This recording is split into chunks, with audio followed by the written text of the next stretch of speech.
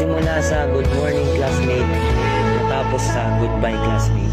Sa halos ilang buwan natin pagsasama, marami tayong mga naiwan na masasayang alaala. Tulad na lamang kung paano tayo nagkakilala at kung paano tayo nagturing ang isang pamilya.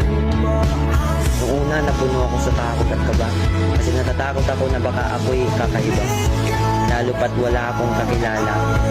Pero sa pagdaan ng ilang araw, unti-unti kong natatanaw na ang tayo ay nagkakaisa at naging isang pamilya. Classmate, salamat. Sa bawat tawa, sa bawat kopya, sa bawat bully, at sa bawat alaala na ngayon ay natapos na, sa bawat kwentuhan na punong-puno ng kalokohan, ay nabuo ng ating samahan na malabo kong makalimutan.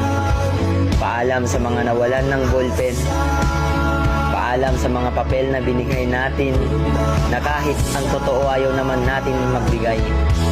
Paalam sa mga chicherya na baon ng isa pero pagkain ng buong barkada.